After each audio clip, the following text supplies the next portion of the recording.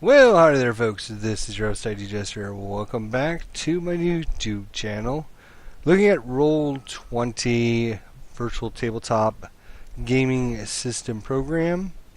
I am logged in as a player now, so what I had done earlier, I had mistakenly not set this token up so that players had access to it. That's why I couldn't click on it. So, you live, you learn, whatever, blah blah blah. So now logged in as a player, I just wanted to give you guys a kind of an overview of what you see. You notice down here at the bottom, I only have access to any of the BlackRock Hammer Fist special macros that have been set up. You notice up here at the top, still have access to the chat. No characters and handouts yet. Jukebox, I don't have access to the jukebox. I do have access to the playing cards and the rollable tables. As far as settings go, I do have access to some of the macros set up here. My name, of course, my volume again. Some of the advanced options there. Whether or not you want to broadcast your voice and video. You notice that I don't have access. I do have access to setting up my own color icons, I guess. Alright. Interesting. If I leave them probably white, it'll probably default to whatever is in the... Let's click on him again. Yep.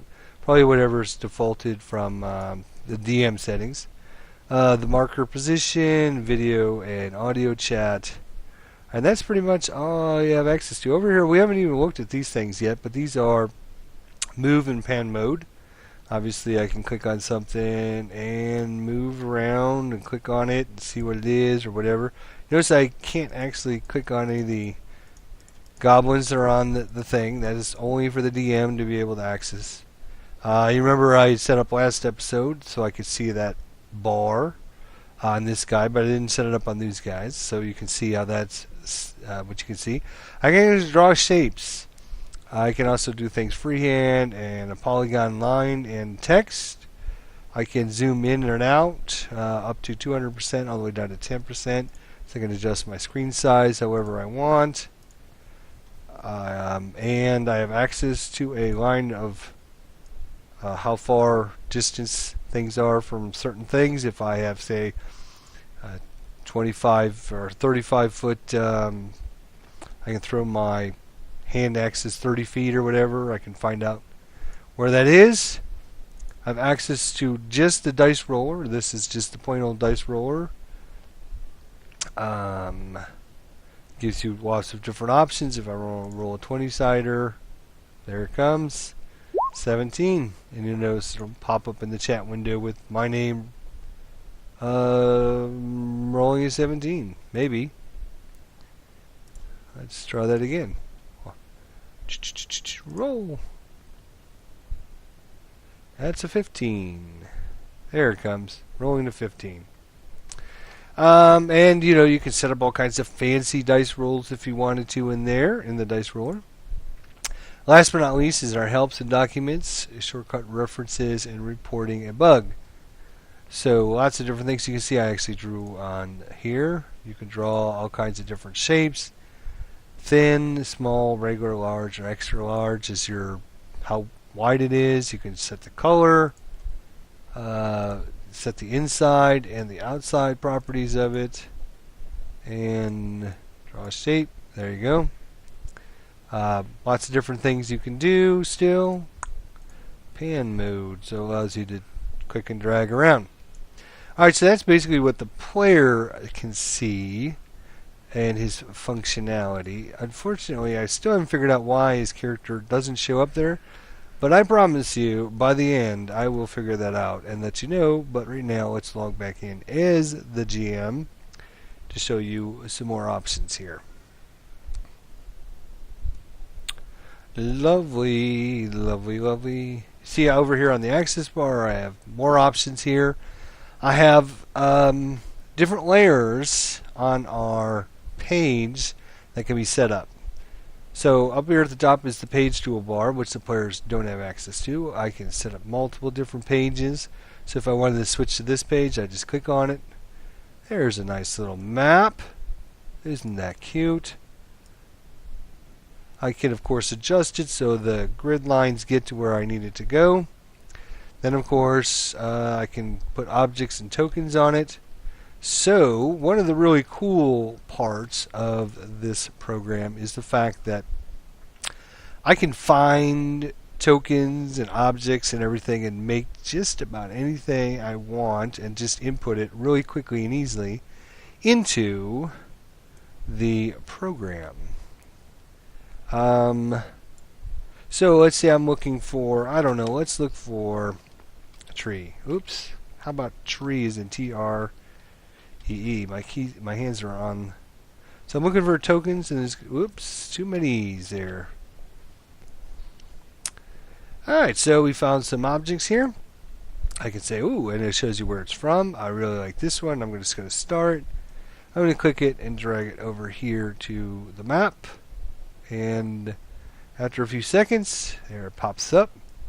It does make it an icon, but of course the players won't have access to it because it's not an object the players can click on. So it's something I can click on and move around. So if the players say, "Oh, I'm going to chop down this tree or whatever," I can click on it and just, delete it. Just boop, there. Okay, it's gone. And alright, so you chopped down the tree, you got rid of it. You ended up creating some logs there, and so I can just bring this up, do a search. Alright, oh, no, not that one. This one looks better. There's a log, I can adjust the size of it. I can hit Control C and a couple Control V's there, about 10 of them. And I can just start putting logs all over the place for the players to now have access to. I can go, okay, you know what? You're going to do something with that? I am going to give you access to it. So all players can have access to it. Boom. So now they can move it around the map. Maybe they're going to set up a campfire, whatever they want to do.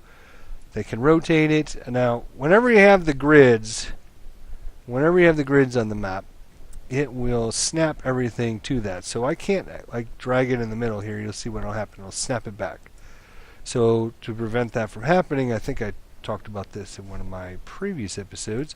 But you're going to go to page settings. You're going to enable the grid so that they can literally click and drag this, move it wherever the heck they want. Of course, you lose the grid functionality, but if you don't need grid functionality at the time, might be a better option. So the players can just click and drag, and maybe they're going to make a little barricade or whatever they're thinking about doing. And of course, I can give them access to this.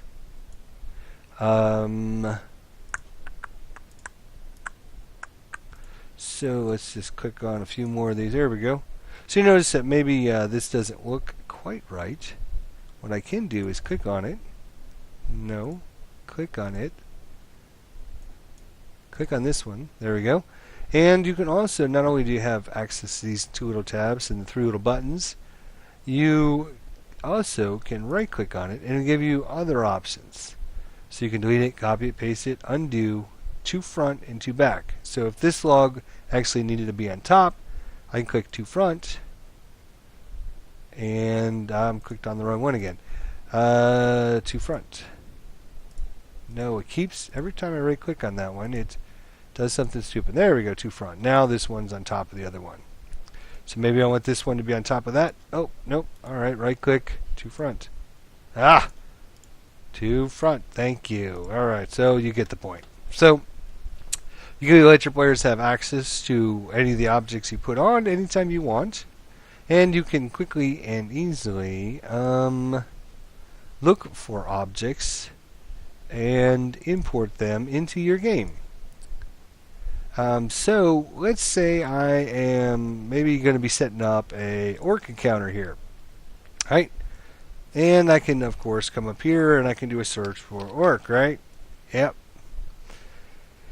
And you can see, look through these, or maybe it doesn't come up with something I need. Maybe I need something with a broken wing.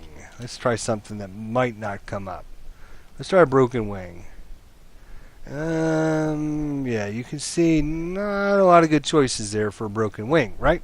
Okay, so what are we going to do? We're screwed, right? No, not actually. Let's do this. Let's go here. No, let's even do this. And we're going to type in... No. Yeah, okay, sure. Broken wing, yep. And we're going to go to images. And we're going to try and find one that we like.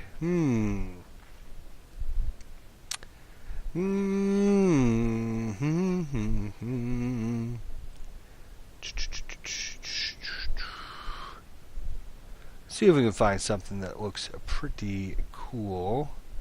That might add some coolness to our... This doesn't look too bad.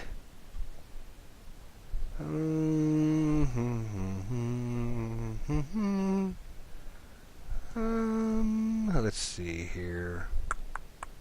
Just looking to see if I could find something that would be acceptable for our little campaign. Oh, okay, here's a broken wing. That's not too bad. So I can click on it. And it brings up like a little preview. I can say, okay, let's load the image. I can actually then go save image. In this case, I'm going to just save it to my desktop. Say OK. So I go to my desktop by getting rid of all this stuff in the way. You will see our little object there. If I bring back up our campaign, here we are. I can quickly drag it over here, and you will see it's going to upload it to my game quickly and easily. Whoa, and it's crazy sized, right? So I just have to click on it, resize it a little bit. Let's go way down. There we go. Way too big still. Alright, there we go. So you can see that I can add objects really quickly and easily to it. Now, with that said, this doesn't look the best capabilities because it has this like white boundary, background, whatever. So it might not be the best option for us, but if you find some PNG files out there on the internet, like I did, you can quickly drag those over, and you can see that this one that I just found a little bit ago there it is. Nice orc. There we go. So of course what I'm going to do, first thing, come here and enable the grid so I can get him to 5x5. There it is. There's our nice orc we just created. Look at that. Awesome. I'll just bring him up so you can see what he looks like. You see he's got the nice clear background. And so you're looking for PNG files, and when you save them, they'll be like have a clear background around them. And if you save them that way, they should import with a clear background. So you can see how the wings have a white background over here. That's why they imported that way. So you can look for maps. So I'm looking here, and I'm setting up my little adventure here, yada yada yada. And what I'm looking for is a nice map of a cave entrance. Yeah, that's what I need, is a nice cave entrance. So we will cave entrance, and we'll go to images. Of course, we're already at images. Let's do D&D cave entrance as opposed to like a picture. There we go. Now we're getting somewhere. We get some map files here. Ooh, bandits there. Let's look at this. Let's view the images. That's really not what I want, because I don't want to have a lot of information on it that my players will see and have access to. I'll be right back, folks. Okay, sorry about that. So we're back. Can't remember exactly what I was talking about, but let's bring up what are we doing here? We're looking for something. Oh yes, we're looking for a cave entrance. Although this is a really cool map, it's not really going to set us up very well with all these extra lines and everything on it. So let's try and find something else here. Although, really nice map.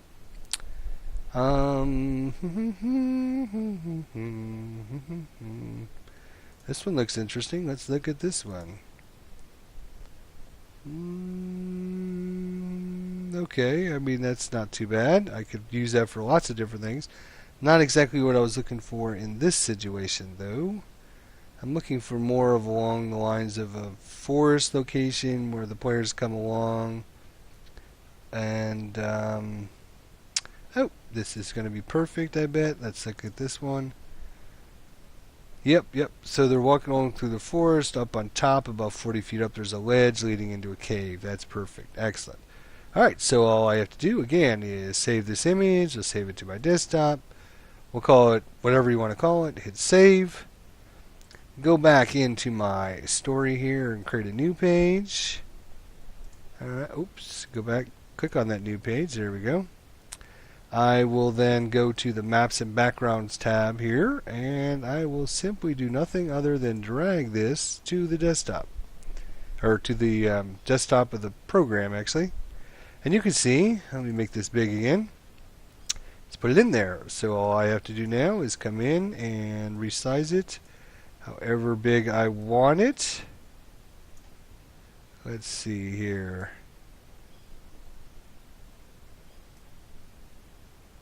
Alright, getting there. So let's look at about the size. It's about not exactly right where I want it. I want to have the grids kind of... Oh, it's actually got its own grid already. So yeah, it doesn't matter. Excellent. And even better for me. I can turn off the grid, which I think is on by default. Now, there we go, and you can see it has its nice little grid lines in there.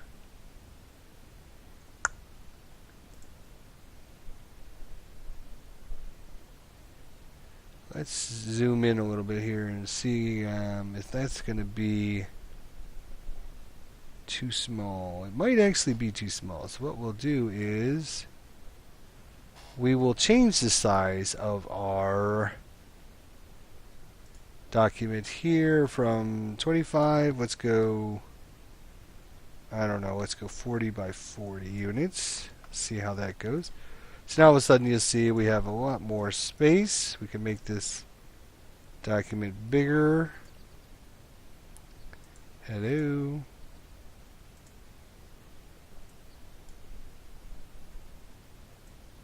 There we go. Now I'm getting somewhere with it. Like wants to be like right in the corner. Maybe I'm zoomed out just a bit too far. There we go.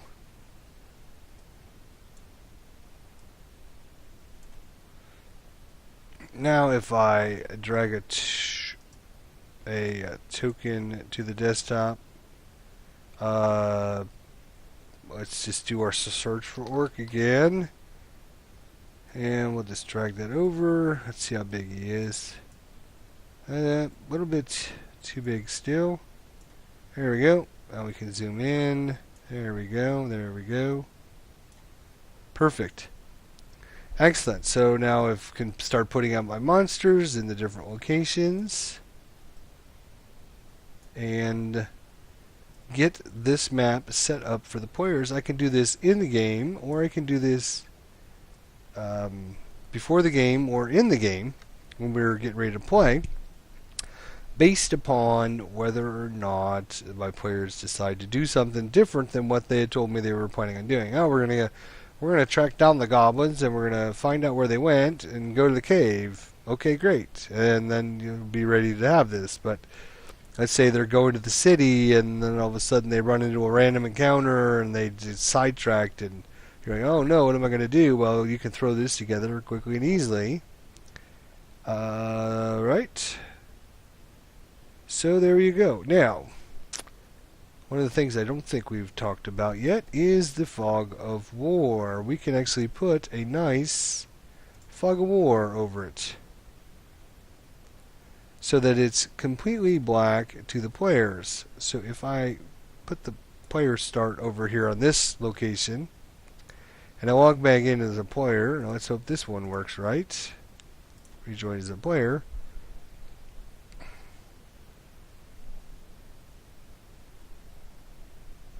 Oh my gosh, all I see is a blank screen. Mr. DM, I don't see anything. I don't know. Oh, yeah, well, you're not supposed to see anything yet. Oh, okay.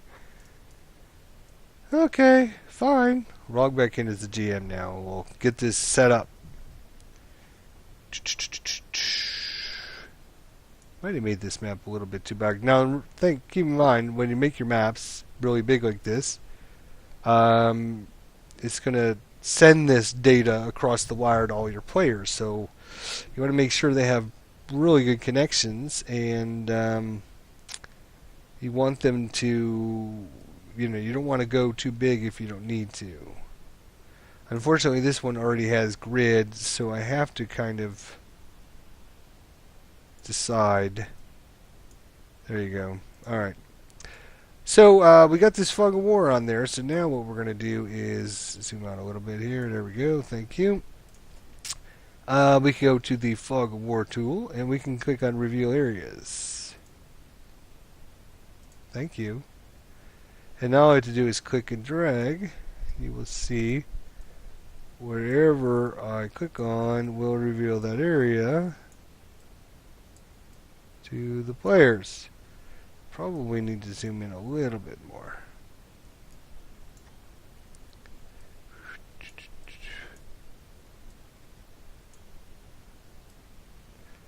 So you can see it doesn't take very long here. And I think there's actually a way to change the from square to circle-ish, but there I would have this set up, ready to go in just a few minutes. Throw a couple monsters on here, whatever I wanted to do. I could do that on the fly as well, but if we log off and log back in as the player, you will see that the player now sees just the fog of war that I have revealed. Everything else is black. So of course his characters would be out here, and then the party could see, and I can tell the party what they see. Oh, you see the forest empties to a little clearing, and for you there's a nice cliff face that's about 80 feet tall. About 40 feet up you see a couple ledges up there, but you can't see much past that. What you guys to do, and then blah blah blah, and you could get things going with this map. So we're going to re-log in as the DM. So of course, if you have one of the paid features, you can actually set up your character. You can set up the little icons. Bring up our buddy here, BlackRock. If you have one of the paid features, which I don't currently have, you can have them do. They would have a little radius around him, and so when he moved up into here, it would automatically get rid of the Shroud of Darkness. Unfortunately, I don't have that, so what I would have to do as the DM is kind of manipulate it as he, did his thing, and reveal the different locations that way. So that's one of the having the fog of war dissipate by the character's own icon moving around is very cool, very helpful. And might be well worth the time and effort and investment of paying for part of this game. Plus, you'll obviously give the support to the company, so they can continue growing and making new features for this game, etc. So that's kind of how the fog of war works. Again, the players will be controlling their characters. As a DM, you will be controlling the monsters. Let's see, who we logged in as? Okay, as player. That's fine. So again, if I wanted to have a few orcs here. Hello, Mr. Orc Man. Oh, I'm in the wrong mode. I'm not in select mode, I'm in reveal mode. So once I reveal an area, I can actually hide it. So once the players leave the outside, let's say the players start, traveling along in the go, I could actually be very sneaky and hide areas and zoom out, and all of a sudden, oops, all that stuff's black again. Oh, you can't see out there. There might be bad things going on out there that you don't know about. Maybe there's an orc ambush. Oops, come on. Having a little bit of an issue here. Come on now. What are you doing? Hide areas. Thank you. There we go. So now all of a sudden I can make that area dark again if I wanted to. And of course I can then reveal the areas that the PCs are going to be able to see. But again, this will have to be all manually. It depends on your DMing style and what's the immersion that you like to give your players. What they want to have access to and what you feel is important for your gaming. So I can have access to this guy, and why am I'm in objects mode, thank you. Select mode. Why can't I select Mr. Orkman? I'm not in player mode. Rejoin his player. No, I'm not in player mode.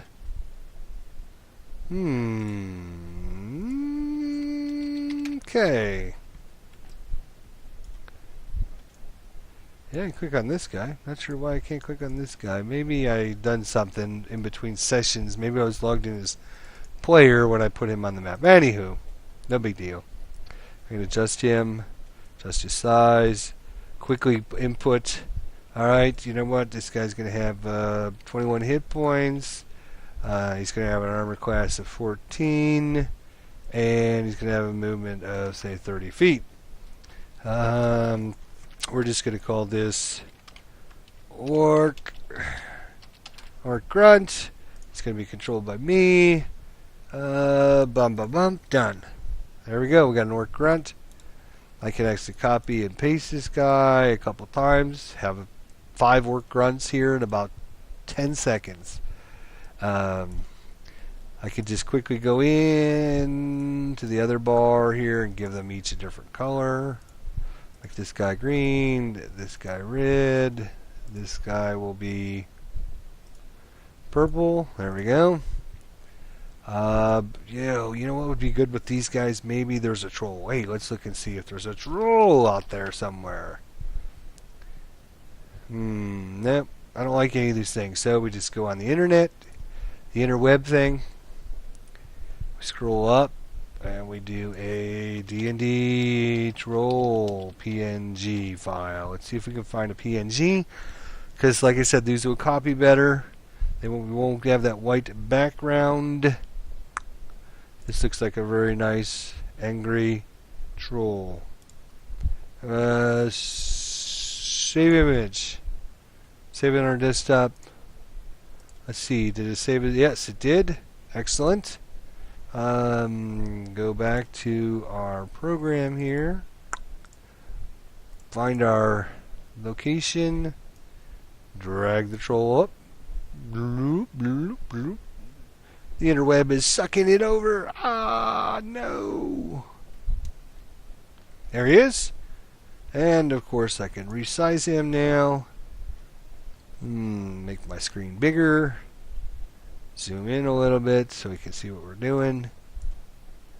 Make him 10 by 10-ish. That's about 10 by 10. I can of course make him a little bit bigger. There we go. Alright, he's going to have, 45 hit points. He's going to have an armor class of 17, a movement speed of only 20. Maybe he's got a broken ankle that the players don't know about. We can call this the Troll of Doom. Controlled by me, and of course, again, I can let the players see his health bar if I wanted to. Maybe I don't care about letting them see the orcs. Maybe it's a mystery. But maybe for the troll, they do need to be able to have access to it. So when the players decide to mosey, I can go, oh, wait a minute, reveal area. Boom, boom, boom. You can't quite see. Maybe past that with your light. Can't see the troll yet, so I don't have to reveal him. Of course, the player's view.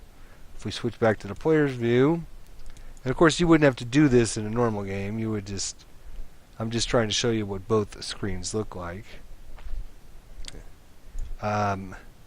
This is what the players would see. Oh shit!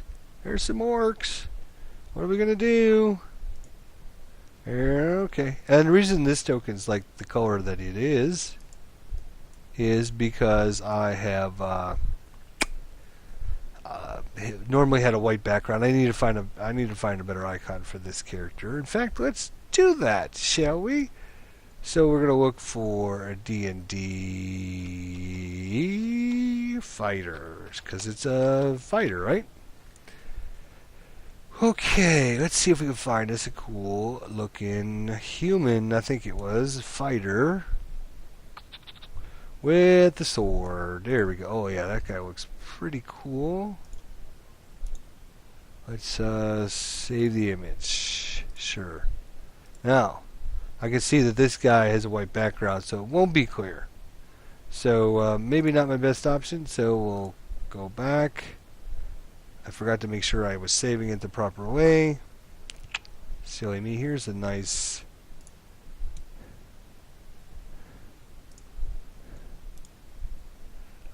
save image is. Oh, see, it wants to save it as a JPEG, so nope. That's probably what the last one did. I just didn't look at it really close enough. Yeah, this is kind of cool looking, dude. Save as. Oops, let's view the image. Oh, okay. Well, they don't want you taking that image. Alright, you people out there. Ooh, this one looks pretty cool. Save image, PNG file. Let's see if this will work. No, and I mean, maybe the white doesn't matter to you, so if you don't care, you can obviously have a white background. This guy looks pretty cool. Oh. Of course, I could be doing something wrong. Copy. Oh. Save. I don't think it's going to work. Nope, it didn't work.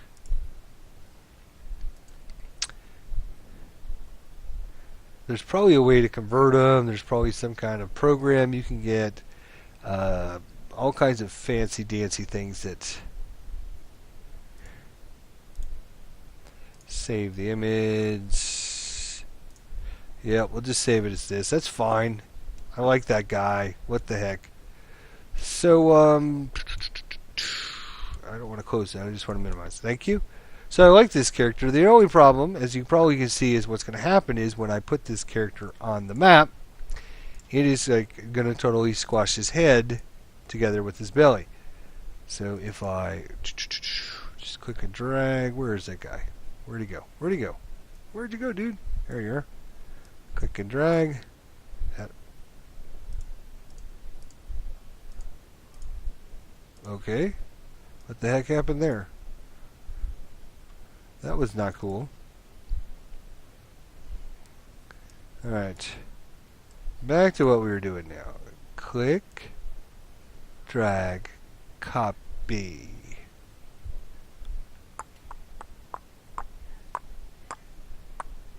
That's a little weird. That is really weird. We'll just get rid of him then. Let's say we like this guy here. He was pretty good too. Let's copy it. Now I'm doing something wrong. What am I doing wrong? Oh, and I just closed it. Yay for me.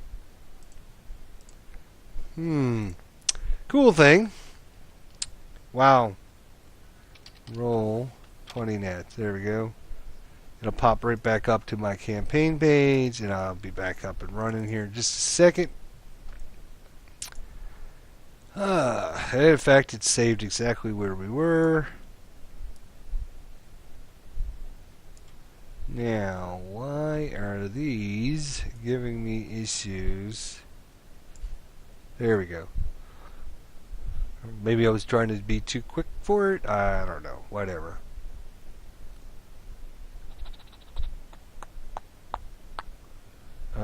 What the heck are these things down here? Oh, I found. Oh, it's actually stored them down here for some reason. That's a little weird. I didn't even know it could do that. Okay. Well. Obviously, this guy is way too big, so we just have to come in, adjust his size. But what I'm trying to get at here is, let me reveal some areas here and show you what happens. So, when I import a character, you can see that if I take this character and make him 5x5, he's going to be all scrunched down. Not quite exactly, he's not going to be tall and everything. So what I might need to do is open one of them in my paint program, whatever paint program you currently use. And what you want to try to do is save it so that it's kind of squarish. Get rid of all the extra stuff. That looks not too bad, but I'm going to redo it because I don't need all that white stuff past his flames and past the hammer. And that looks better. We're going to crop it and save it. There we go. Close the paint program. This way we will import this guy.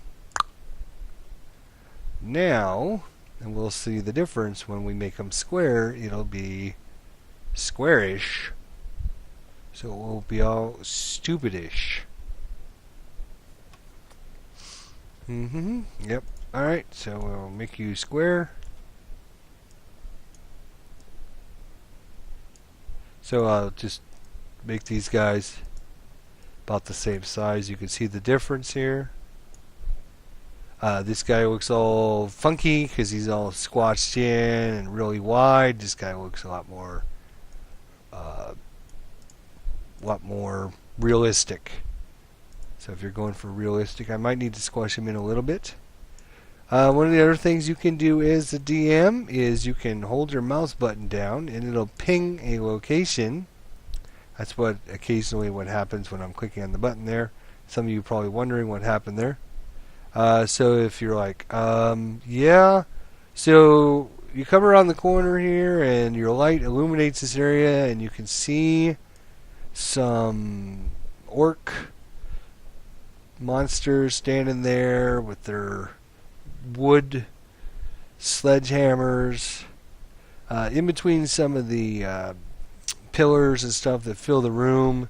You hear some growling off in the blackness coming from probably back in this general vicinity, and so I could ping it. They won't be able to see it because it's so black, but they can know that it's back in that location somewhere. They might, okay, there's probably something back there. Probably watch out. Have to be careful. Yes, you do. When we were setting this up, one of the things we could have done, let's show you this really quickly. Let's turn back in our grid, and we can actually try to line our grid up. Oops, if I go to the proper tab here, map and background, I can actually try to line up our grids with their grids. And you will notice our grids are smaller than their grids. So what we need to do, this will take some finagling, but for some people it might be worth it because maybe you want to use your own grids. So you can see that our grids, this map is too big. Too big. So what I'm going to have to do is make it smaller until our size matches their size. It's actually getting to be pretty close there. Let's make it a little bit smaller.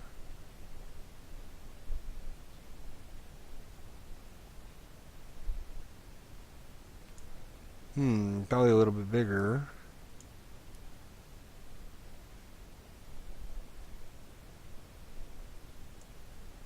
So this way you could use your own grid is what I'm trying to get at. There's a way to do this, but you see our map size and their map size don't quite line up. So in this case, might be better to not use this as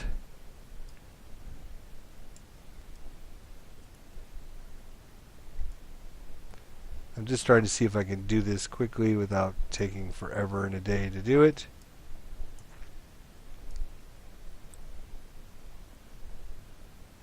Nope. So what you would have to do is actually import this into like a Photoshop program, figure out the exact size, adjust the size of it so that it works for your encounter. If you wanted to get into that kind of detail, you could do that. Put this guy back where he was. Oh, that's why he was on the map layer. That's why I couldn't click on him. See, I knew there was a reason why. So, objects layer. And of course, there's the GM only layer we haven't even talked about. So I could put things on here like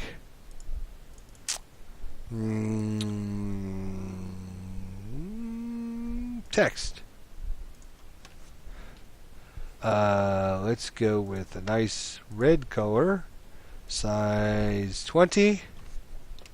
Trap. Let's say spike. Trap. 1d20 plus 1. 1d4 plus 2. So, I mean, you could put in whatever information you needed. Nobody could see that other than the DM because we're on the GM's layer. So you could actually go in and draw a freehand. Again, we would probably use the same color and put it right there. So we have a good idea. Whoops, didn't mean to click on there. I can actually go in and erase clear drawings, and it would clear it, but it would clear everything. So they don't have a feature to just like get rid of one thing yet. I'm sure, of course, they would. Where are we at? We're in this one, right? Okay, get off our grid. There we go. What else do I want to show you, talk to you, and inform you of? I don't know. I think that's about it for now. I think objects and tokens. I just want to show you how quickly and easily it is to create things. I mean, you know, beginning of this episode or halfway through this episode, I didn't even have this map. I've got icons on it. I could put anything you can possibly. I don't know. Let's look at portal. Say there's a portal here somewhere. Let's do a search for portal. Oh, that one looks pretty cool. Okay, let's add this portal over here. Boom. Excellent. I can resize it. I can color it. I can do whatever I want with it. Maybe I want to put it there. Let's look for pillar. Oop. Pillar. Maybe I want a couple pillars sticking up. Yeah. Here's a nice pillar-ish. Here's a pillar. You could actually use this for about anything you wanted because it could be just a trap door or it could be anything with this top-down view. Put that over there. We go. Got a couple pillars. Ooh, and even I like this thing. Whatever it is, I want to add it to my game. There we go. Put it back here in the corner. We want to put a sword laying on the ground. So if somebody gets... Ooh, I like that one. Where did it go? Lots of swords. There we go. Put the sword on the ground.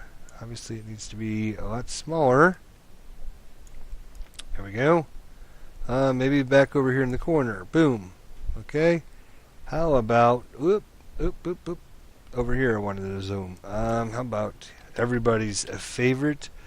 the chest. Oh, here's one that's open. These you can purchase in the marketplace up here at the top, obviously, because it says buy in the marketplace. Or you can use one of these fancy dancy free boys. Maybe there's a nice chest over here. There we go. And of course, cool thing is we can put DM notes in here. Orc number 1. Whoop, that's not a number sign. That's a number sign. Number 1 has the key to this chest. Contains 1 potion of healing, 35 silver,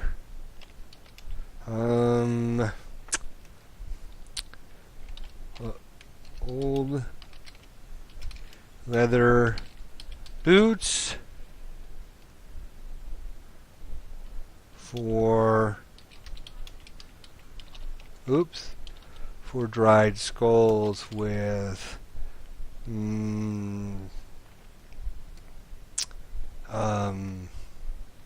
missing jaw bones, and of course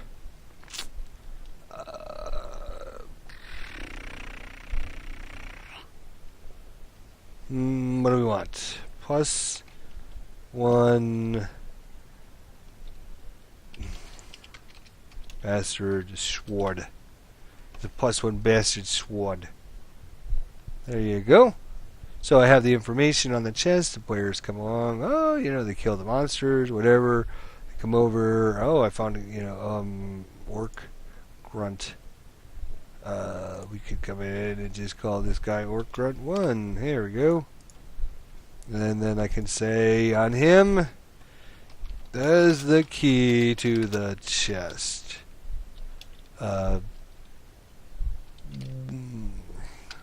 Wooden shield. Wood cleaver.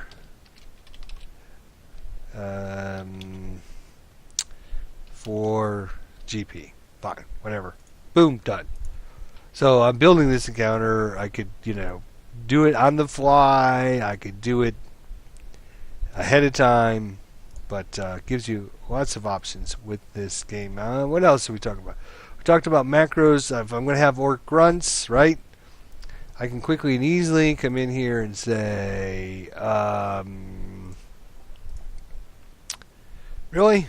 Okay. Well, I know I've got orc grunts coming, right? So I'm going to come here and I'm going to name this. We're going to name this grunt wooden cleaver. Probably wouldn't want to call it that one that much, but we're going to do a me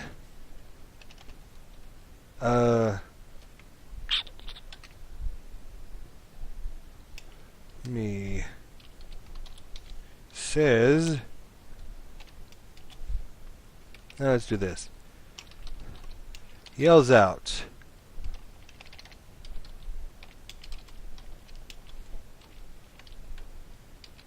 You will all die by my hand for the sake of the old father. Whatever you're trying to do. And then of course he's going to be rolling 1d20, we'll just say plus 4. And because this is 5th edition, we will do that again. And we can actually test the macro if we're on the proper spot here. Oh, nope, I've hit the wrong button. Let's put this in the action bar. Test macro, that's what I meant to do. There's our dice rolls. And you see, the GM yells out. I could have switched over to one of these guys. I could have just called the aura. Let's just do this. Show you this. So this, because this is cool. This stuff is cool. Blah blah blah. Edit. Orc grunt. I don't need to put any information in. I don't need a character sheet. I mean, you could do it if you wanted. But now what I can do is save the changes. When it's DM's turn to go, the Orc Grunt, alright, Orc Grunt 1 charges you and stomps down the hallway at you. This guy looks small. He pulls out his big wooden cleaver and swings it at you, and I just click the little macro down here. Oh, here I get everything wrong except for, before I do that, as the DM, I just quickly switch over to the Orc Grunt, and I say, you see this lumbering creature come charging at you, and the players would see, oh, the Orc Grunt yells out, you all die by my hand for the sake of the old father, blah, blah, blah. And then, of course, I can quickly say, 11 and attack. The player that's running this guy would have his armor class up in here, preferably. And there you go. So, what else do I need to do with this encounter? Anything cool? Oh, yeah, so one of the things when I was getting ready to start this little look at this thing, I decided to start the players off on this tab here.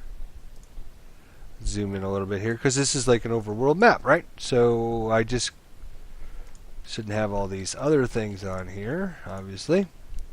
So I decided to, if it's an overview map, I will just create a little icon that represents the party location. So that way when they're traveling around the map, we will use this as the start page. So when the players log in, first thing they're going to see is where their current location is. They're going to see their map of the surroundings. They're going to know where they're at, know what they're doing, hopefully, remind them, get them refreshed. I don't need to fog of war or any of this stuff. They can get their players ready to go and everything. So all I did was do a search. I found this little ring thing. I just clicked on it, saved it, brought it over to my campaign, and now I've got this nice little ring that shows where the players are and is labeled party location. Everybody has access to it. If I look at our party location thing here, you can see it has a little bio on it. This is where the players should all have access to this thing. Yeah, controlled by all players. So if you look at our actual thing here, you will see, I think there's like a bio and info, so the players can keep track. Every time they can put some notes in here. Traveling towards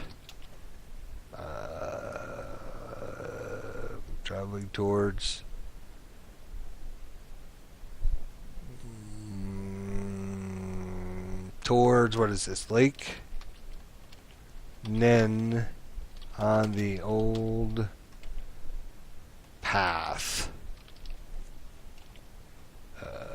5 days gone.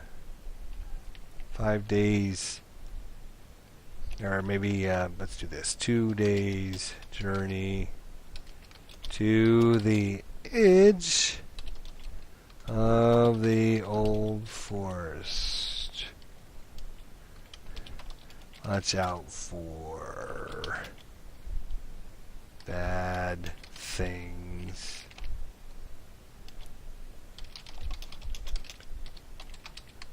Bad things in the forest. Watch out for bad things. So save it. Party can come in. We can remember what is going on. I can actually go in here. Oops. Can actually go in here. And of course, copy that text, paste it in our box, and send it out as the GM. So everybody can remember what exactly things, what you guys were doing, what the party was doing, where they were. You can see I have the wrong, because I was going to use this as the party, but then I was like, well, you can't really see where you're at, so I want something like a circle so you can see the party's like, you know, in the middle of the circle. So let's remove that. Yep. And we'll, oops, use the selected token. There we go. Excellent. So now this token represents this object, the party location. There we go. So that's a look at D20net. Some of the things that we figured out, some of the different attacking macros. I'm sure there is probably still a ton of things to do left. Oh, in fact, the players actually have access to this as well, but you could assume that, you know, if you set up your maps right, you could say, okay, well, this is going to take you 17 days to travel there. This is going to take you 9 days to travel there. This is going to take you 6 days to travel there. And so if you have your map to the right scale, or approximately the right scale, they know it's going to take about 20 days if they go straight over that way. Now, if they got to go down, it's going to take 7 days to get there, and then it's going to take 4 days to get there, and another 20 days to get there. They would have to calculate that all up themselves. So this scale, that's what I'm going to do with this scale for this game is, you know, okay, it's going to take you guys about 10 days to get over there. Traveling just, you know, on foot or whatever. Or you could say this is, you know, 10 miles. Or you could say that's 100 miles, whatever your scale is for your map currently for your different scale. Let's see, what else? Is there anything? Keep saying lots of cool things. So, you know, basic overview. I think the interface is really cool. The fact that you could just click and drag and add things and blah blah blah just quickly and easily, not have to worry about downloading packs and everything, and just download something from the internet, add it to the game, create a new page, get it up and running in, you know, very short amount of time. Very cool, very easy, very very important, obviously, if you're going to be running a virtual tabletop game online. So I think that's all very important stuff. Unfortunately, you know, I think the feature to have characters show the fog of war, reveal the areas and hide the areas as they move around the map, I think that's a really important feature. I think it would be important for the ease of the DM, not having to manage revealing areas and everything. I think it's well worth the $5 a month. I mean, you know, $5, it's like a cup of coffee. You know, it's not very much. $5 a month, and you can have that nice feature. If you want to get all the other features, that's awesome as well. The interface-wise, I mean, it's very functional. Like I said many episodes ago when we were looking at the actual characters here. Character sheet functionality is really good. I just wish they had an import option where you can import them from something else. I'm sure eventually, probably they will be able to. The fact that you can create macros for abilities, you know, again, if you wanted to just set up a macro to, let's just do one really quickly here. Showing the macro bar. Let's call this, let's edit it first. Let's call this strength save. Alright, so he's got to do a strength save. We're going to do /R 1d20 plus, and we look at our strength save. Let's see, strength save proficiency. Yes, strength save proficiency. Sounds like a good one. Let's try it. Let's see what happens. And of course, because this is 5th edition, you're going to do 2 of them. Only the second dice will only come into matter is if he has advantage or disadvantage. So let's try it out and see what happens. Roll a 12 and a 19. Oh, let's check our log here.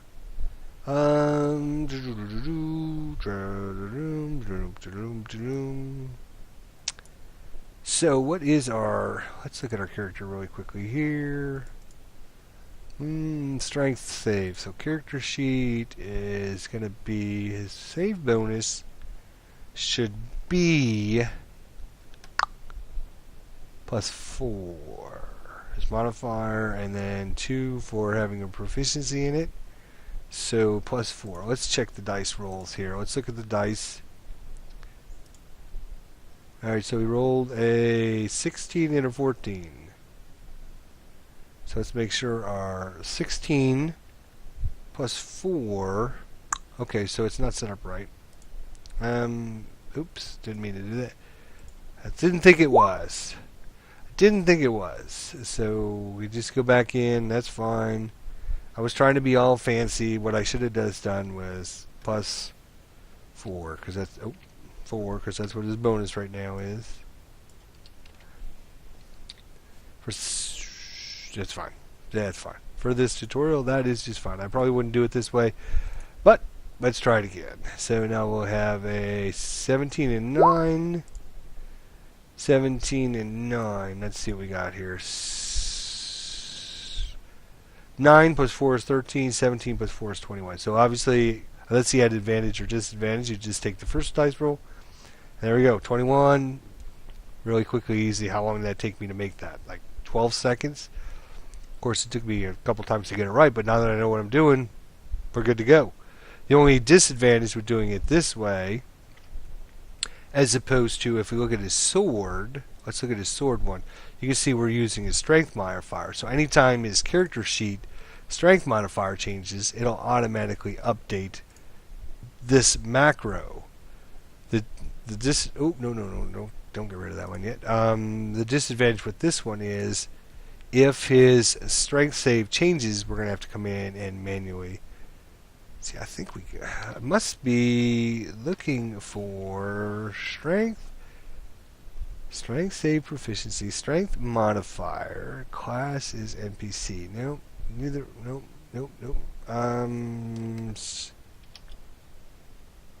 Strength modifier, strength save proficiency. Proficiency just gives you 2. Okay, so what we can do is, alright, so yeah, okay, so we could do this. Alright, watch, this is cool. I just figured this out. Okay, so your modifier plus your save proficiency equals your save bonus, right? Everybody knows that. Your modifier plus your save proficiency. Okay, so all we have to do is go in here and we can do this. We're going to do our strength modifier plus, and we're going to do our strength save proficiency. There we go. Boom. That, I'm not saying that'll work, but I'm thinking it will. So there we go. Wow, let's save that sucker. There we go. Alright, here we go. Let's clear our chat so we can not be confused. Clear chat log. Here we go. Alright. BlackRock, I need you to make me a strength save.